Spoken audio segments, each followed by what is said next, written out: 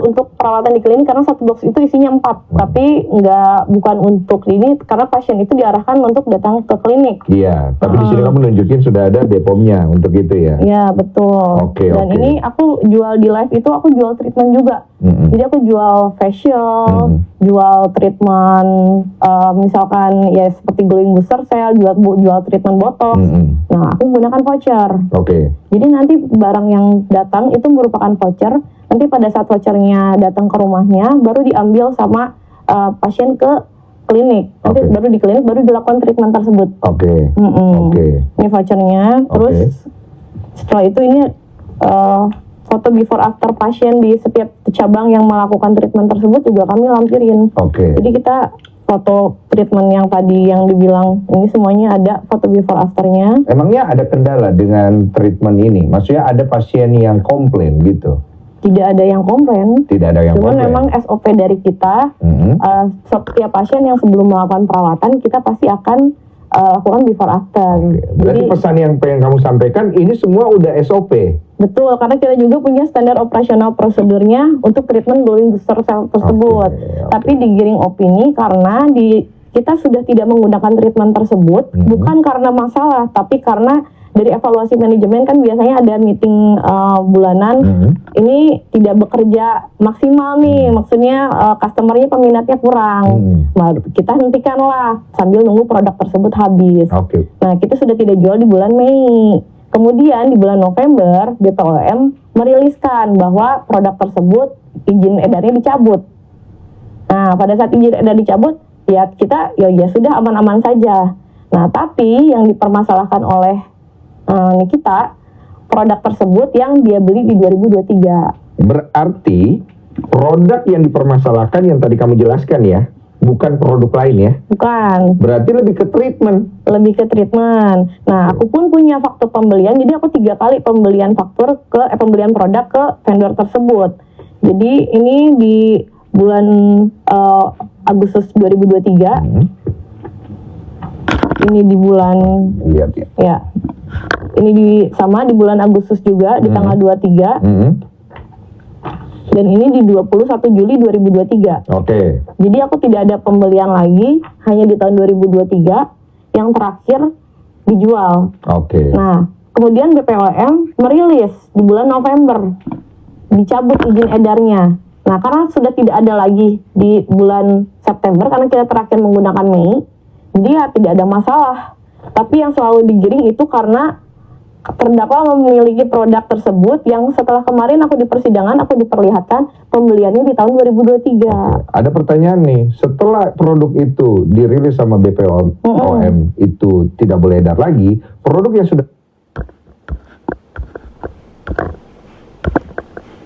Allahu Akbar, kalau nggak mau dengar nggak usah segininya. Tuhan tidak tidur loh, kalau Tuhan tidur metong kita sayang. Musnah bumi ini kakak pun. Kalau sampai Tuhan tidur, leung gitu semua kak. Makasih. Beredar dulu kamu tarik gak? Udah nggak ada. Pasti? Ya sepertinya tidak ada karena kan itu di klinik. Jadi produknya sisanya biasanya aku ambil. Nah kebetulan ada beberapa ya, kalau nggak salah ada 2, ada 3 itu buat pemakaian pribadi. Nah, itu tapi juga. Kan kamu pasti punya supplier yang lain yang kemudian masih memiliki barang itu. Ya mungkin dia juga nggak mau rugi, dia jual. Bisa aja dong. Nggak ada sih, sudah tidak berkomunikasi lagi dengan supplier tersebut karena suppliernya kalau di Beskin hanya 1. Berarti kamu bisa menjamin produk itu pada saat sudah dicabut izinnya kamu tarik semuanya dan itu sudah tidak beredar ya? Bukan ditarik tapi memang sudah tidak ada produknya. Sudah tidak ada ya? Nah pertanyaannya dari mana NN bisa mendapatkan produk itu? Itu di tahun 2023 pada saat kemarin di persidangan diperlihatkan. Jadi pada saat berarti dia udah beli dari tahun 2023? Betul. Jadi pada saat kemarin di persidangan ada aku, ada bijaksa dan ada terdakwanya juga diperlihatkan ini benar pembeliannya ini, terus jaksanya lihat tahun berapa belinya, terus pas dicek itu di kamar tahun pembeliannya 2023. Ya memang di 2023 kan memang saya masih jual karena izin edarnya aja dicabut 2024. Nah bagaimana dengan ada dibeli di 2023, didaftarkan di 2022, izin edar harusnya sampai 2025. Kenapa dicabut di tahun 2024? Ayo. Perpanjangan izin BPOM itu kan bisa. Pencabutan izin BPOM pasti karena mengandung bahan-bahan yang berbahaya. Iya kan? Kenapa ini dicabut produk ini? Mau dia dibeli di tahun 2023 sekalipun. Kenapa di tahun 2024 ini dicabut? Sementara masa izin edar ini sampai 2025. 2024 dicabut. Mau dibeli orang, ini sebenarnya yang beli ini bisa komplain. Kenapa ini dicabut di 2024 sementara expirednya di 2025?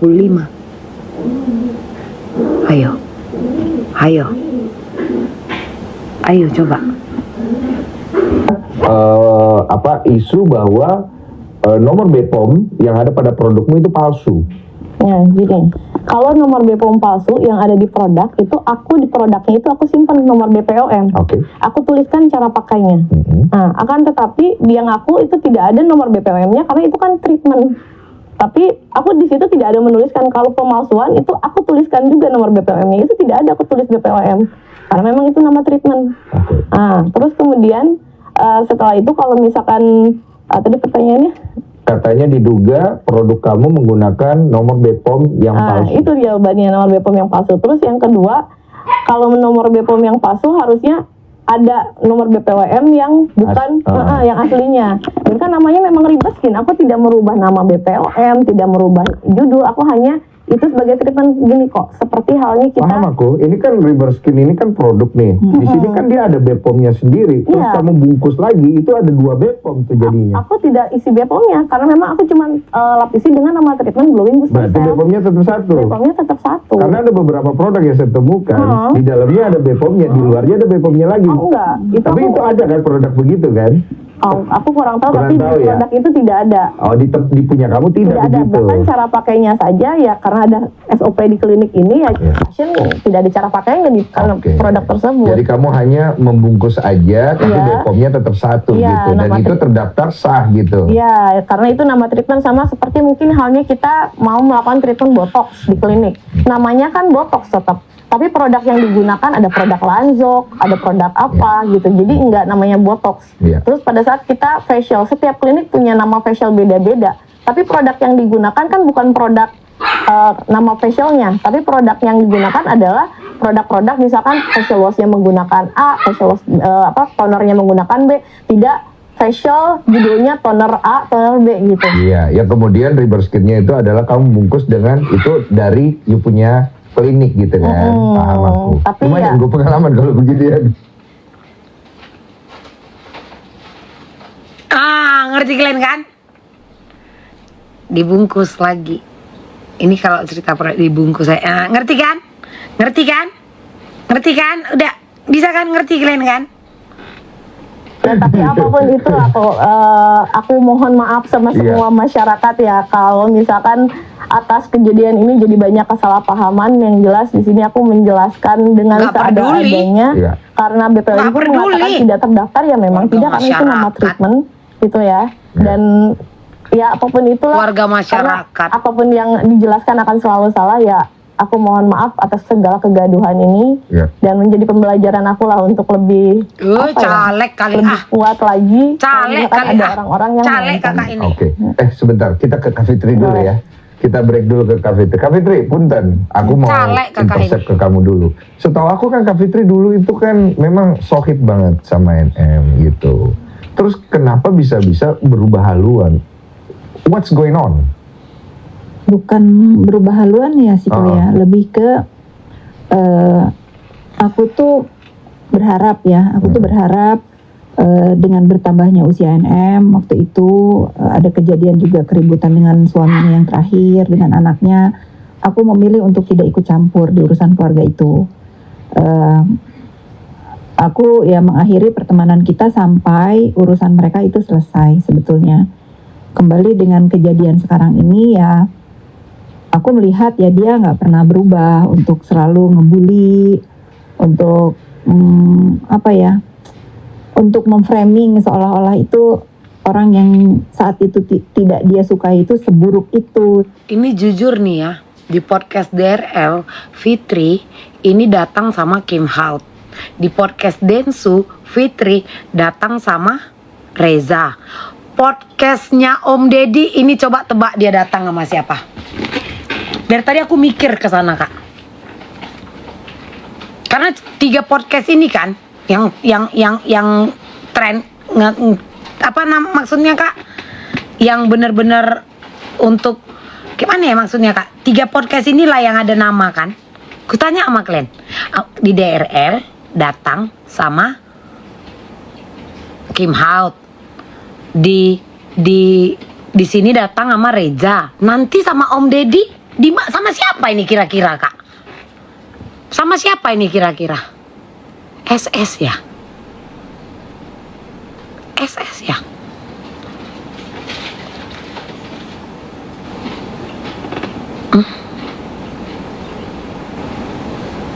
Iya kan?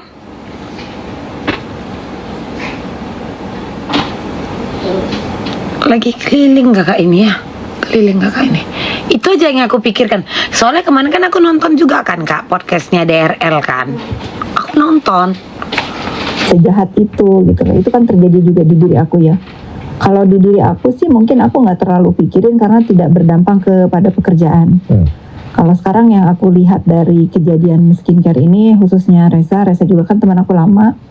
Kelamaan mana sama Niki? Kayaknya lamaan Reza deh. Oh, Lamaan kenal Reza. oke. Ya, memang nggak sering ketemu gitu, tapi saya lebih lama kenal Reza. Ya, dampaknya itu mengerikan sekali ya. Maksudnya penjualan dia juga terganggu sangat. Dampaknya ke karyawan yang kalau cerita terakhir ya, suami cerita, aku hari ini PHK lagi, Kak, 200 orang tuh, kayaknya hati itu sakit banget itu. Total udah PHK berapa orang dari kejadian ini? 400 ya? 400 orang. Banyak ya. Banyak gitu loh. Kenapa sih ini harus? Kemarin suaminya ada ngomong, kita punya karyawan 600, dikurang 400. Sisa 200 ya. Sisa 200 ya. Sisa 200 ya, janji ya, sisa 200. Ingat nggak? Kita ada karyawan yang harus kita pikirkan atau kita perjuangkan, ada yang apalagi tuh bahasanya, pokoknya intinya karyawannya 600. Iya kan? Di PHK 400, sisa 200 ya. Ingat, sisa 200. Sisa 200. Terjadi lagi, kenapa harus begini gitu. Ya, dari awal sebetulnya kejadian ini tuh aku nggak fokus kepada masalah skincare ini ya, karena aku konsisten nggak mau ikut campur urusan skincare. Iya, setahu aku itu statement kamu di awal. Tapi lama-lama aku lihat ada mulu Kak Fitrinya. Aku baru paham ini tentang reverse ini duduk di sini. Aku baru ngerti gitu loh. Nah, jadi selama ini kamu hadir ini posisinya, positioningmu ada di mana Ini sebenarnya? ya kok. Denny Sumargo, kepada Anda Densu, ya, bisa nggak lebih halus sayang? Tadi kan udah kau tanya bahwa mereka ini berteman lama. Denny Sumargo, Densu, kenapa harus kau pertanyakan lagi lebih detailing? Mateki. Kayak jelep gitu. Udah, aku off aja ya. Kalian nonton sendiri aja pakai HP kalian ya. Ya, kalian tonton sendiri aja ya. Aku nggak mau lagi lihat story orang sambil nonton nge-live gini, lihat podcast sambil nge-live gini ya. Kalian nonton sendiri aja ya pakai HP kalian ya. Lebih seru kalian nonton sendiri kan. Tapi ini jelek banget loh, Kak. Tadi kan udah ditanya hubungan berteman lama. Sekarang ditanya posisinya. Memang lantam kali kok ya Densu. Jabir loh mulut si Densu ini. Maju kali si Densu ini. Denny Sumargo!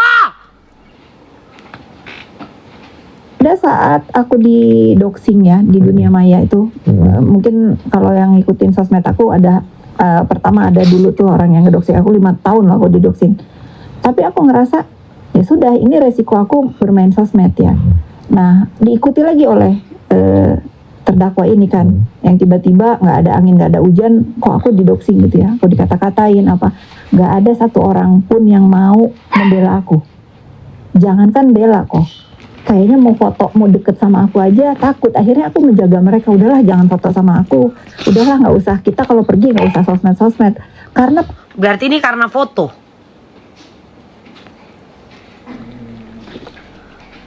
Berarti ini karena kebebasan untuk berfoto itu merasa terenggut gitu, atau kayak mana ini Kak? Terenggut kebebasan untuk berfoto. Hah?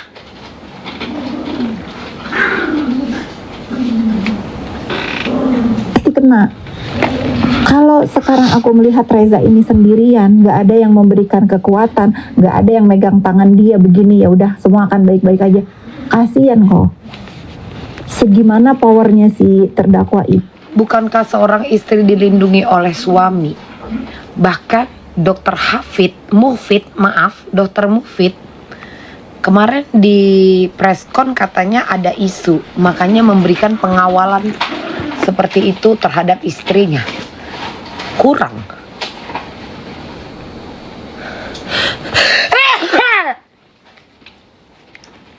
Kok alergi aku ya abis dengar itu. Kok alergi aku Kak abis dengar itu Kak. Kayak aku, kan ada lakiku yang melindungi. Kok alergi aku ya Allah habis denger itu. Ingat gak kalian yang ditanyakan wartawan? Pengawalan ini kenapa begitu banyak? Oh, karena saya mendengar ada isu gitu. Awak nanya aja ini. Ini aku beneran alergi ya. Kalian lihat ya, ini bersinku. Bersin itu Kak, gak bisa dibuat-buat. Berdengung ya, bersin itu nggak bisa dibuat-buat. Ini bener ya, aku alergi ya. Ini bersinnya aku beneran ya, bukan dibuat-buat, bukan naskah. Cuman satu yang mau aku bilang Kak, kebohongan itu bisa direncanakan ya, tapi kebohongan itu bisa terbongkar tanpa direncanakan. Selevel, jenggol dong, break it here. Udah ya lanjut ya. Jangan gitu minta maaf aku ya Kak. Minta maaf aku ya Kak. Lanjut ya. Lanjut kita. Kalau enggak aku pergi nih. Mau joget aku. Ya. Huan. Tunggu dulu kakak ini. Gitu ge. Ini di dunia maya itu begitu mengerikan. Aku di sini merasa kalau nggak aku yang mendampingi Reza ini untuk melawan bullying, siapa lagi? Aku tidak mau masyarakat Indonesia ini menormalisasi perbuatan bullying yang dilakukan sama terdakwa. Itu Berarti aja. dengan sendirinya Kak Fitri menapik isu bahwa ini adalah usaha balas dendam atas sakit hati. Mulutmu Kalau aku Densu. tuh harus balas dendam bukan sama dia kok, sama Yoke tuh yang sekarang udah ditahan sekarang udah di Salemba. Aku akhirnya melakukan pelaporan terhadap yang namanya Yoke itu. Dia itu 5 tahun ngedoxing aku kok. Anak aku dibully udah habis, sampai anak aku tuh harus ke psikolog, harus langganan konsultasi ke psikolog untuk menenangkan hati dia. Bahkan yang nomor 2 itu sampai sekarang masih ada dampaknya. Tapi aku nggak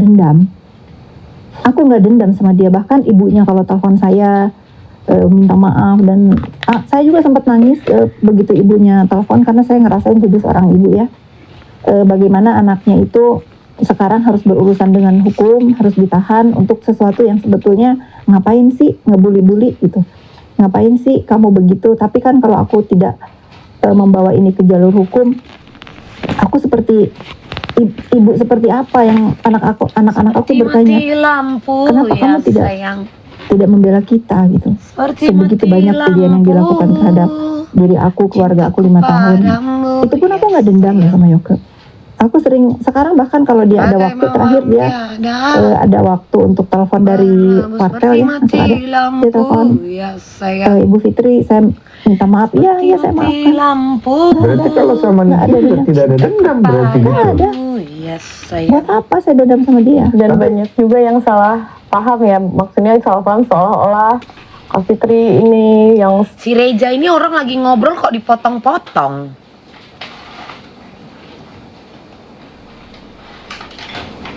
Lucu kok Reza.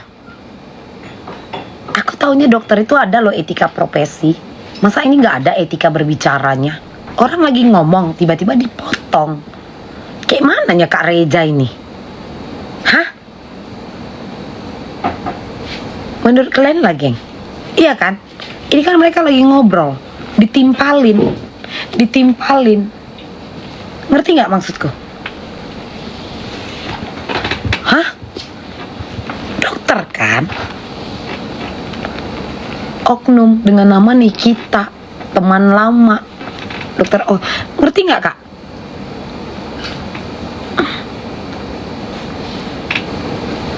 Support apa segala Aku dia macam. laporan aja nggak tahu kok.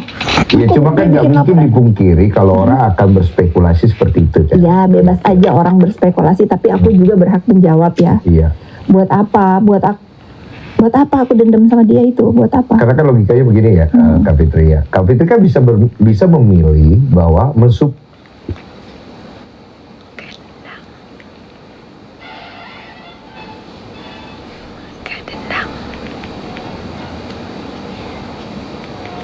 Nyesel banget kemarin pulang.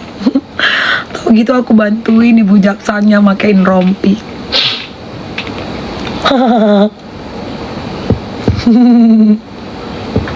Gak dendam, catat. Tidak ada dendam. Ini adalah rasa peduli antar teman lama. Ya. Jadi mereka ini sudah berteman lama. Ya, oh pakein borgol. Ya maaf, pakein borgol ya, bukan rompi. Mereka ini udah berteman lama. Jadi ini rasa peduli di luar kasus skincare. Catat. Iya, catat. Ya. Catat.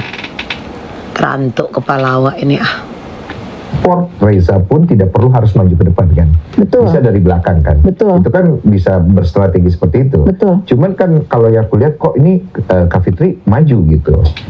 Ya itu tadi, nggak ada orang pada saat aku dibully, nggak ada orang yang mau ada di samping aku. Statement itu. Iya. Oke. Sekarang gini ya, misalnya aku tuh menguatkan dia itu tidak hanya di muka publik ya. Aku itu sering banget jam 2 malam ditelepon sama dia, sama suaminya, hanya sekedar ingin dikuatkan. Udah sabar, aku tuh kurang tidur kok pada saat dia bener-bener di doxinya, dibully. Bagaimana aku tuh selalu, biasa aku telepon itu silent kan. Aku tuh hidupin loh, karena aku rasain gimana sih gak bisa malam, gak bisa tidur. Belum lagi anak-anak yang stres. Kadang-kadang suami istri ini bisa datang ke rumah aku jam 2 malam, udah tenang gitu. Kenapa aku harus mendampingi pada saat di persidangan? Ya nangis. Pada saat misalnya di persidangan, aku bayangin ya, bagaimana ramainya itu persidangan kalau dia sendiri. Orang yang gak pernah onar, orang yang gak pernah punya masalah apapun, tiba-tiba berurusan dengan terdakwa ini yang Masya Allah banget. Tisunya Jangan sampai ya.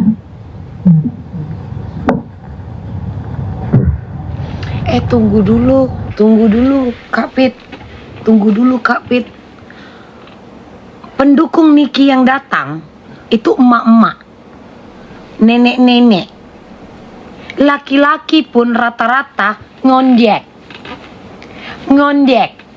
Seseram apa? Enggak kutanya lah kalian. Kak. Hah? Emak-emak, nenek-nenek berdoa untuk Nikita. Kalian bilang dia lagi berduka lara. Enggak, kalian nonton nggak sidang itu Kak?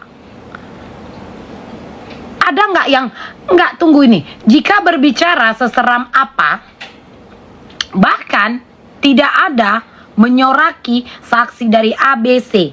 Malah itu dilakukan dari siapa? Pihak mereka, pihak pelapor.